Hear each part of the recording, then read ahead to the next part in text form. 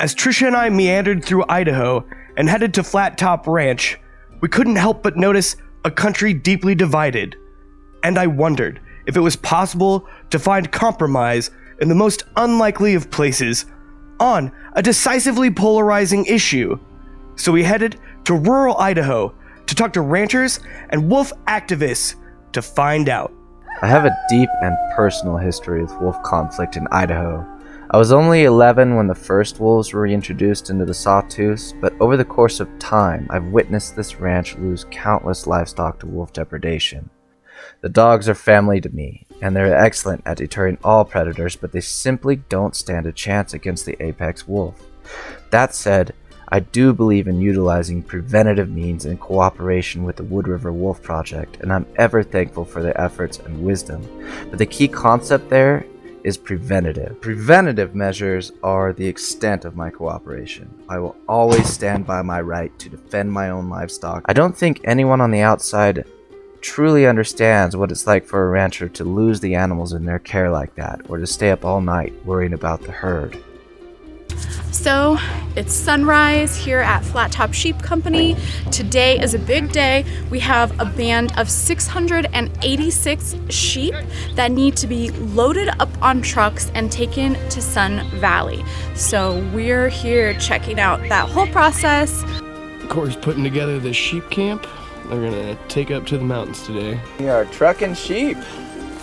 We're taking 686 ewes and we're running them to Sun Valley by means of semi-truck. The trucks will come right here, right back against this chute. And we'll have an alternative chute to help them run in. Okay. And you'll see Moses and you'll see Kellen do the same thing. Okay. So just you find a flow and you fall into place. I think the less you have to work the sheep, the more they go themselves. So a lot of these are the ewe lambs. They're the yearlings. So they've been alive for about a year now. These trucks have 4 stories, so 4 different levels they can fit the sheep into. It's pretty amazing. 3 generations of Peavey right here.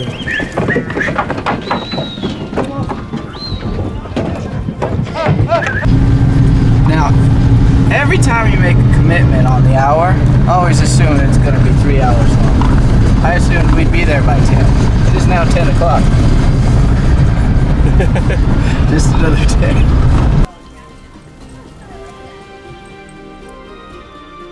So the Wood River Wolf Project is a coexistence project between wolves and sheep herders in the Wood River Valley. And we use non-lethal deterrence methods to avoid conflict between the wolves and the sheep here. Some of these deterrence methods include the use of fox lights, fladry, sound makers, and other assortments of lights, as well as human presence around the sheep.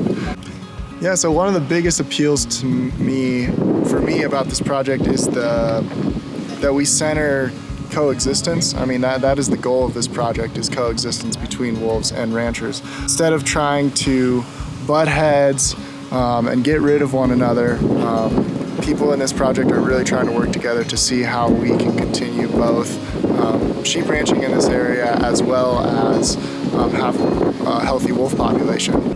Yeah, people love this project. I mean, whenever I go to a trailhead and I end up talking to someone, or they see me on the trail and they ask, what you're doing, and I say, I'm here working, what are you working with? And when they hear I'm from the Wood River Wolf Project, they get super excited, and they love hearing about it, and people love seeing the sheep, and they love knowing that we're working together. And I don't know, I think that coexistence message really strikes a chord with the public. I tell you what, it's one hell of a day. We're unloading in the middle of the heat, in the middle of the afternoon. We're supposed to be here at 10 o'clock in the morning when it's nice and cool and the sheep are nice and content. They've done a long truck ride, they're real thirsty, and I'm happy that the water's right there. There's a little river yonder with the tree. They'll eat a little grass, they'll get a little water, head up the hill and take a siesta. And that'll be a day.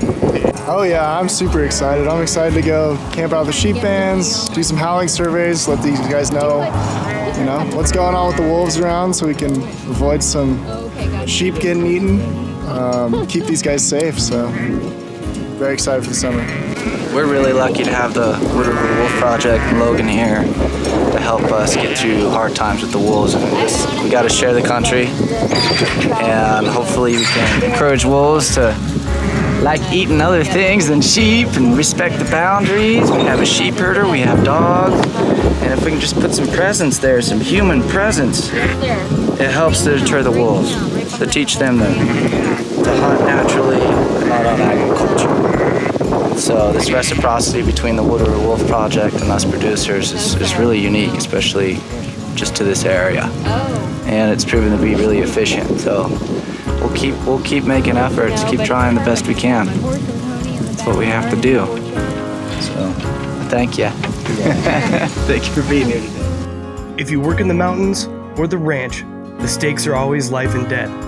I found, in my own way, a reassurance that even here, where the opinions were fierce and the stakes high, good Americans were fighting to find common ground, to understand one another. We all still have a long way to go, but it gives me hope.